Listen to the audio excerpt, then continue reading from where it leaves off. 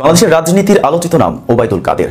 তিনি দেশেই আছেন এমন তথ্য সরকারের কাছেই ছিল না, জানা থাকলে অবশ্যই তাকে গ্রেফতার করা হতো। আওয়ামী লীগের সাধারণ সম্পাদক ওবায়দুল কাদের 5 আগস্ট থেকে 95 দিন তিনি কোথায় ছিলেন, কিভাবে ছিলেন, কিংবা এখন কোথায়? ইন্না লিল্লাহি ওয়া ইন্না ইলাইহি রাজিউন। তো দীর্ঘ একটা সময় পর, আজকে অনেকদিন পর আমরা ওবায়দুল কাদের কাকুর একটা ভিডিও দেখলাম। মনটা খারাপ হয়ে গেছিল অনেকেরই, আবার কেউ কেউ খুশি হয়েছিল, না আল্লাহর মাল আল্লাহ নিছে, আপদ বিদায় হয়েছে, যাওয়া দরকার ছিল। কিন্তু দর্শক শ্রোতা, শেষ পর্যন্ত নাকি দেশ ছেড়ে পালাতে পারেনি ওবায়দুল কাদের। দর্শক শ্রোতা, তাকে দেখলে চিনাই যায় না। তিনি দাড়ি, টুপি এবং পাঞ্জাবি পায়জামা পরে তারপর চলাচলা করেন। অবশেষে তাকে নিজ বাড়ি থেকে গ্রেফতার করা হলো। দর্শক শ্রোতা, আসলে কিভাবে তিনি গ্রেফতার হলেন এবং কোথায় এতদিন ছিলেন সে বিষয়ে আজকে বিস্তারিত জানতে পারবেন, যার কোনো সম্পূর্ণ ভিডিওটা না টেনে দেখতে চেষ্টা করবেন।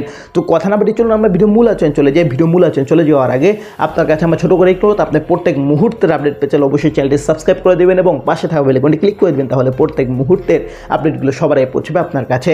দর্শক, কথা না বাড়িয়ে চলুন আসলে ঘটনাটি তাহলে বিস্তারিত দেখে আসি। ইন্না লিল্লাহি ওয়া ইন্না ইলাইহি রাজিউন।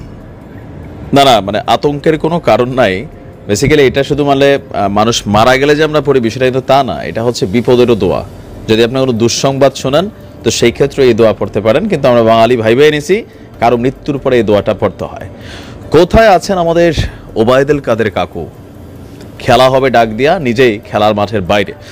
তো গেল প্রায় 4 মাস হয়ে গেছে আওয়ামী লীগের বাকি যেই নেতা, এমপি, মন্ত্রী সকলের দেখা মিললেও এক অদৃশ্য স্থানে লুকিয়ে আছে ওবায়দুল কাদের। কেউ কেউ বলছেন যে মির্জা ফখরুল ইসলামের বাসাতেই নাকি লুকিয়ে আছে, যদি এটা পার্ট অফ ফান ছিল। যাই হোক, তো দীর্ঘ একটা সময় পর, আজকে অনেকদিন পর আমরা ওবায়দুল কাদের কাকুর একটা ভিডিও দেখলাম। মনটা খারাপ হয়ে গেছিল অনেকেরই, আবার কেউ কেউ খুশি হয়েছিল, না আল্লাহর মাল আল্লাহ নিছে, আপদ বিদায় হয়েছে, যাওয়া দরকার ছিল, কিন্তু এত সহজে যাবে না। দর্শক, আজকের দিনে ফেসবুকে একটা ভিডিও খুবই ভাইরাল হয়েছে যে আওয়ামী লীগের সাধারণ সম্পাদক এবং সাবেক সড়ক পরিবহন ও সেতু মন্ত্রী ফারাকাস্ট ওরফে ওবায়দুল কাদের মারা গেছেন। এই যে ভিডিওটা যেটা প্রকাশিত হয়েছে, কপিরাইটের কারণে আমরা দেখাইতে পারছি না, টিকটক সহ বিভিন্ন মিডিয়া প্ল্যাটফর্মে আপনার বলা হচ্ছে যে ওবায়দুল কাদের মারা গেছেন। শীর্ষক ভিডিওতে দাবি করা হয়েছে যে বঙ্গবন্ধু শেখ মুজিবুর রহমান মেডিকেল বিশ্ববিদ্যালয়ে ভর্তির পর তিনি মারা গিয়েছেন। এখন এই ভিডিওটা আসলে কবের?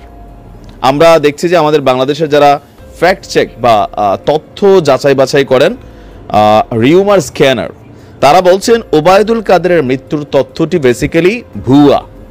এত খুশি হবার কিছু নাই, তিনি আরো দীর্ঘদিন বেঁচে থাকবেন। প্রতিবেদনে বলা হয়েছে ওবায়দুল কাদের মরেনি। এই যে ভিডিওটা আজকের দিনে ভাইরাল হয়েছে, এটা 2021 সালে। আপনাদের খেয়াল থাকার কথা যে ভারতের বিখ্যাত হৃদরোগ বিশেষজ্ঞ দেব শেঠি একদম এয়ার অ্যাম্বুলেন্সে করে তিনি কয়েক ঘন্টার মধ্যে আসছিলেন। তারপর তার রেফারেন্সের কারণে সাথে সাথে তাকে আবার সিঙ্গাপুরে পাঠানো হয়েছিল।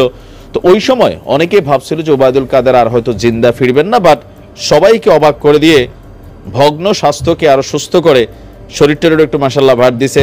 এরপরে যখন তিনি ফিরে আসলেন, তো ওই সময় যে ভিডিওটা ছিল, তাকে অ্যাম্বুলেন্সে করে নিয়ে যাওয়া হচ্ছে, তিনি অসার একটা দেহ নিয়ে পড়ে আছেন, ওই ভিডিওটাই এখন আবার আজকে কে বা কারা ওবায়দুল কাদের মারা গেছে বলে ছড়াই দিচ্ছে। এটা বেসিক্যালি ভিউর জন্য করা হয়েছে। তো আমাদের ফ্যাক্ট চেক থেকে বলছে যে কোনো অনুসন্ধানে দেশের বা দেশের বাইরের কোনো সংবাদ মাধ্যম কিংবা সংশ্লিষ্ট নির্ভরযোগ্য কোনো সূত্রে ওবায়দুল কাদেরের মৃত্যুর বিষয়টি পাওয়া যায়নি।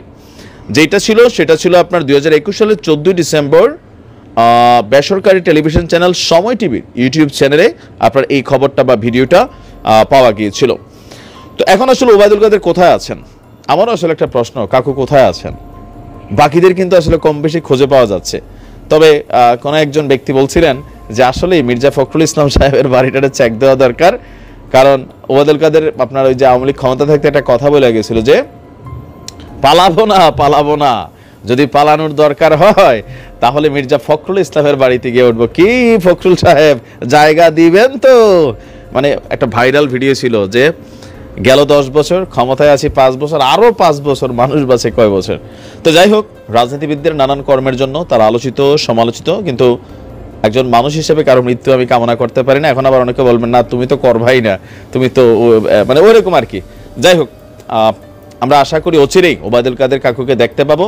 যেখানেই থাকুন আপনি হাজির হন কাকু, আপনার মৃত্যু নিয়ে মোটামুটি শ্রাদ্ধ 40-এরও আয়োজন হয়ে গেছে।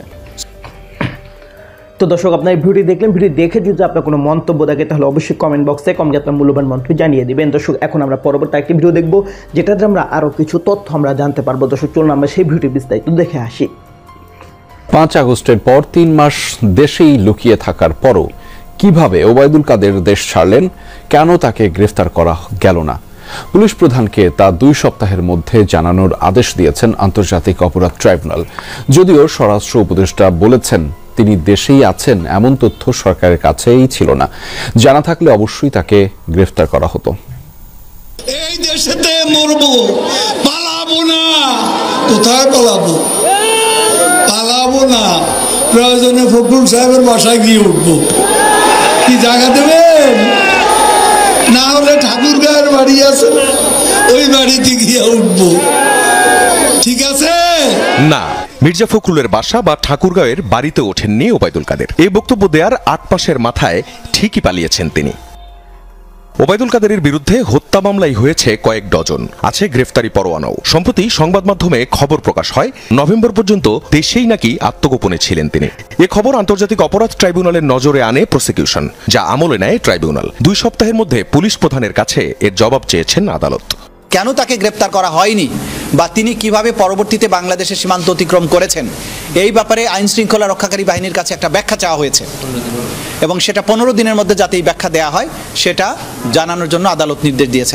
ট্রাইব্যুনাল যখন এই আদেশ দেন তখন ঢাকা বিভাগীয় আইন শৃঙ্খলা কমিটির বিশেষ সভায় স্বরাষ্ট্র উপদেষ্টা, 13 জেলার পুলিশ সুপার, জেলা প্রশাসক, র্যাব ও পুলিশ প্রধানও ছিলেন সেখানে। সভা শেষে দ্রুত চলে যান আইজিপি। স্বরাষ্ট্র উপদেষ্টার কাছে সাংবাদিকদের প্রশ্ন, ট্রাইব্যুনালের প্রশ্নের কি জবাব দেবে পুলিশ সহ আইন শৃঙ্খলা বাহিনী?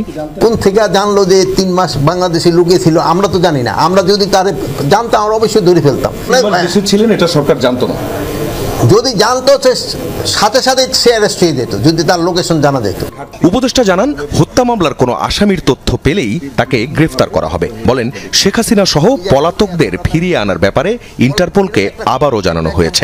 আমরা কিন্তু তাদের অলরেডি আবার রিমাইন্ডার দিয়েছি, যেহেতু এটা একটা পাবলিশ হইতে হয়, যেটা এখনো পাবলিশ হয় না। আমরা কিন্তু তাদের টাইম টু টাইম অবহিত করতেছি যে এটা তাড়াতাড়ি তোমরা পাবলিশ করো। পুলিশের মনোবল ফিরে এসেছে বলে দাবি করেন স্বরাষ্ট্র উপদেষ্টা। আরও জানান ঢাকা বিভাগের আইন শৃঙ্খলা পরিস্থিতি এখন সন্তোষজনক।